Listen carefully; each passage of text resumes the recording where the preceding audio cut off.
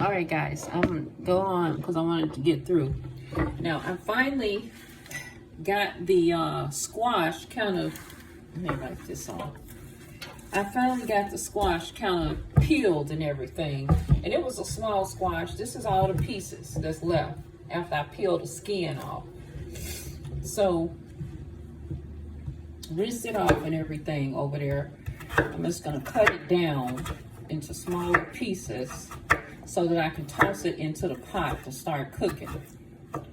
This squash is gonna be cooking up for about an hour to turn into soup because it has to soften in the pot. And I want to get it in because my broth is cooking down quickly. Onion, garlic and stuff is cooking down. So you just want to try to make it into little small pieces and just throw them right in the pot as you cut them. Or either cut them up and put them all in there at one time, however you want to do it, but get them in the pot so that the squash is cooking down with everything else.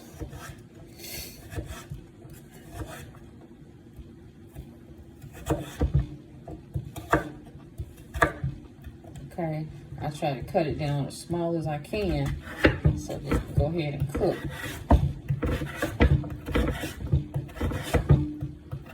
Just cut them on down, put them in the pot.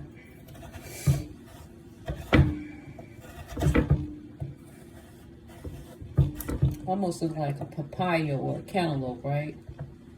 Color of it.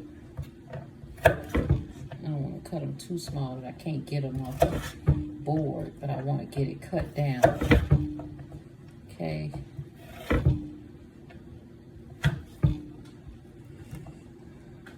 My son has went to sleep or something.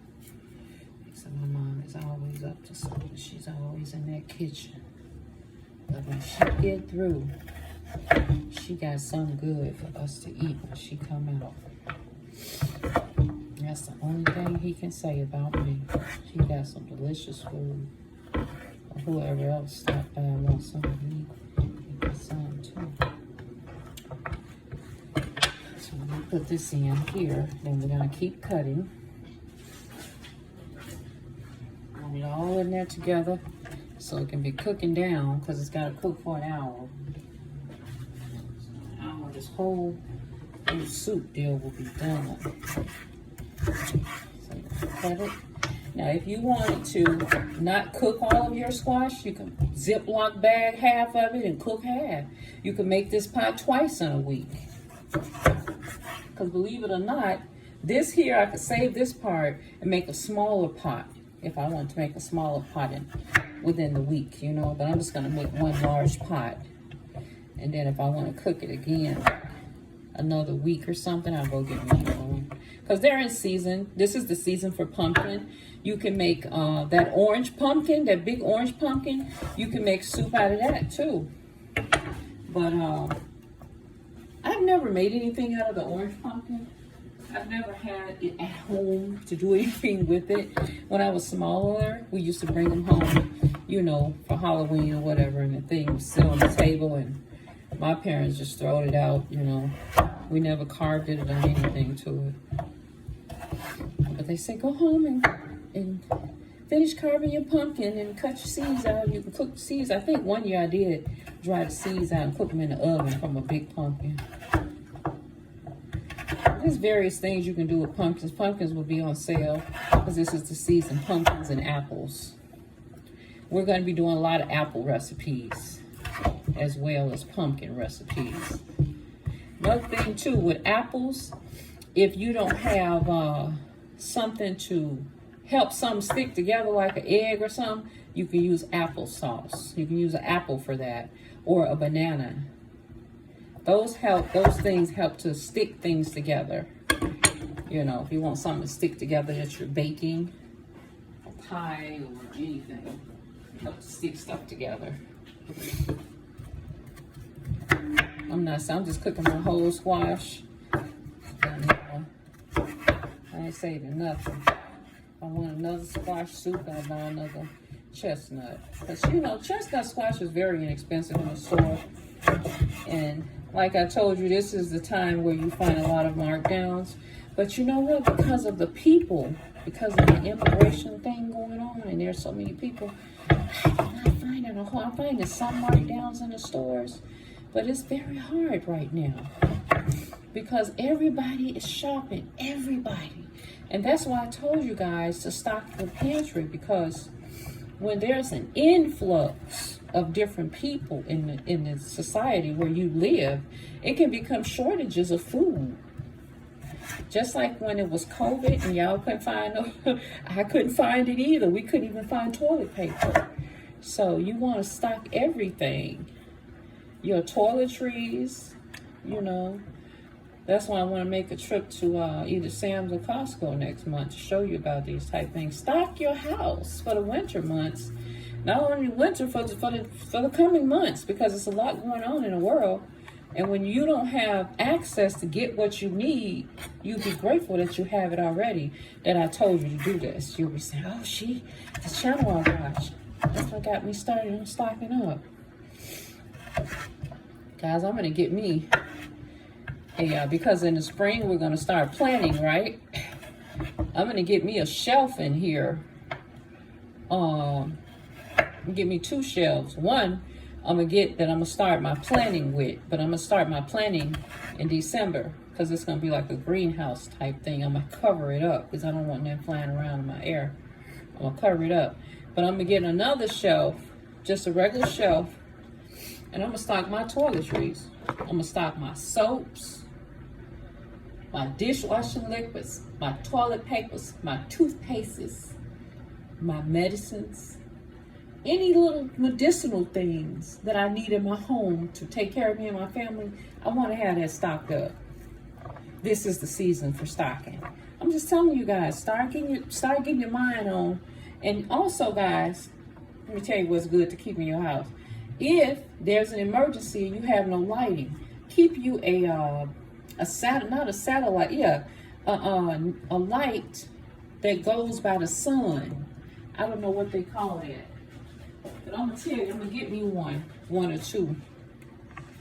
Because you can get them for cheap at different times of the year. Because they're better than candles, because candles burn out. But this thing here, I'm talking about, the sun builds the light up. And the light will go for so many hours from the daytime to throughout the night. From the sun energy being in it. Okay? I forget the name of it. It's a satellite lamp or something. I forget the name of it. I'm going to get the name of that for y'all. But you want to stock your house like nothing right now. Because there's so many things going on in the world. We're going to be short on supplies. Things are going to be going away from here from us to other places. And you're going to be saying, oh, I can't go in the store and I can't find this and I can't find that. And you're going to remember the day that I told you guys to stock your house. Not only your pantry, stock the things that you know you're going to need. Stock your toilet paper. Stock your paper towel. Stock your dishwashing liquid. Stock your soap. Stock your toothpaste. Stock medicines or whatever you think you may need. Stock your house. You know? If you can't do a lot, do a little by little. And eventually, you guys will have what you need. And if the government said tomorrow, y'all stay in your house for a period of time because of this or because of that or whatever, you guys will have what you need inside you. You don't have to be saying, I gotta go out and get some. Stock up some water. Keep water, or cases of water in your house. I've been trying to buy like 3 cases at a time. And we drinking it because I'm trying to weight loss and he trying to weight loss. So stock your teas up. Get the leaf tea, not the crushed up thing. Get the real leaf teas. That way you know it's the leaf and just boil it. Get the boiling of the leaf off. You got that tea. Get the green leaf itself. Don't get the root stuff. So, like my mom always said, a listening wise ear will be far above the rest of the crowd. But a person that sleeps in slumber, he will be hungry. I hate to say it like that. You're going to be missing something. If you're watching my videos, and I'm telling you, get this part of your pantry. We're on just the first part of getting the first part of the thing. We ain't got to the second, third part in the meats But I'm not gonna do too many meats because I'm getting ready to go vegan. You know, I might do some few little things around here, but not too much. Meats are very expensive, and now you don't know what you're getting in the store. You don't know if it's a meat or if it's tainted. What's wrong with it? Was it sick? Are they experimenting on it? You know, you gotta study it to get it. So I'm like, I'm just gonna get some fish. Come on out of here, give me a couple of bags of fish, give me cans of some cans of salads or something. You know, I might get some. My son might want somebody to give him some stuff, but you know, I got time to play around with this stuff. Now, the next thing we're gonna do is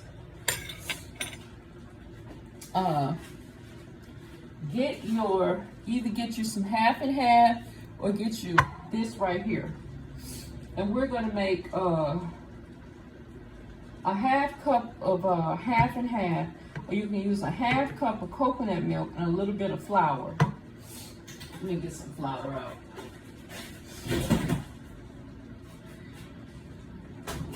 This is my big flour jar right here. I keep my flour in this plantain thing. And I got another bag of flour, but you know, try to get what you can get for things, guys. Keep it in your house stocked up. Flour, cornmeals, all this stuff.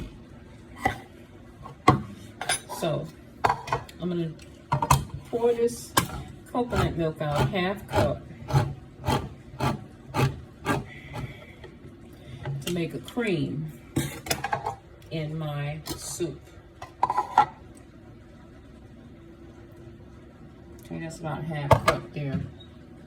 And then I got some with a top on it. I got one of these jars. I'm gonna put my other coconut milk in here because I can use it for another cream soup later. Because sometimes I run out of half and half. I often use half and half for my coffee that I don't have any. And I just keep this is coconut milk, in the fridge.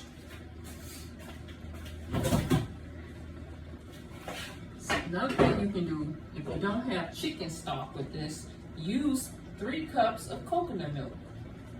But it'll taste more like coconutty instead of tasting like a soup. So I like to use the actual chicken stock. But this I'm going to use to make a cream. And with the coconut milk, you're going to add some flour in it. It's going to make a cream for your soup. Okay? You can add a teaspoon or a teaspoon, 2 teaspoons. It's gonna be really, really creamy. This coconut is already creamy. I'm gonna make 2 teaspoons of this.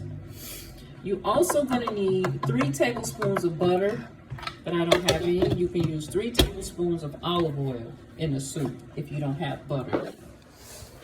Okay. So I'm gonna be using some olive oil in mine. I don't have any butter right now. But I always keep coconut and olive oil. 1, 2, 3. Okay, that's my olive oil and cream. And you want to pour that in to your soup.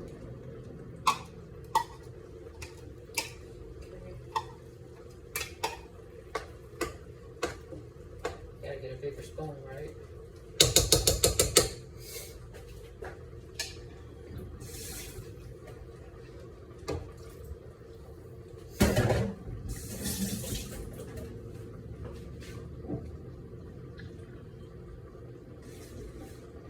This ground, you're supposed to get real cinnamon and real different stuff like this, real nuts to make the nutmeg with. But this is my nutmeg I keep in here. You're going to put a teaspoon of nutmeg in there to give it a really good, awesome flavor. Because it is pumpkin and it is the fall season. And you're going to put a teaspoon of cinnamon in there. Okay.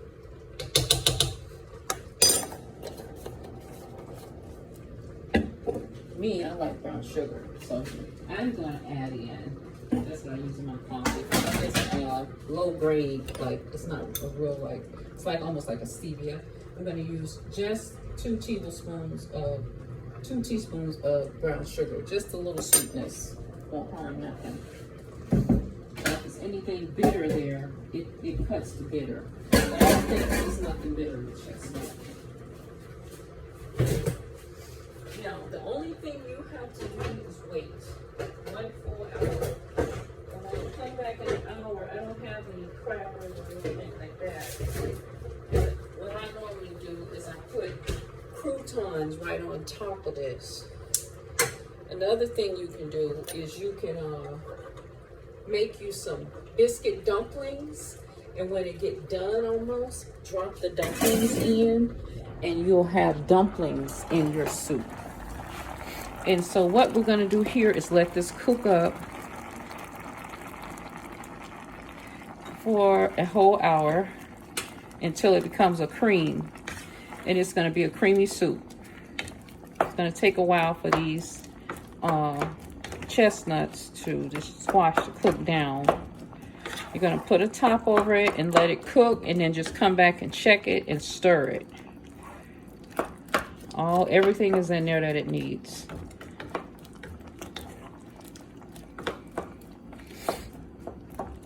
If you feel you need a spice, you can put a pepper on it. I'm not going to add any salts or anything like that. Only thing I'm worried about is having a little sweetness and a little coconut cream taste in there. You got your carrots, your onion, your garlic, your chestnut, squash, and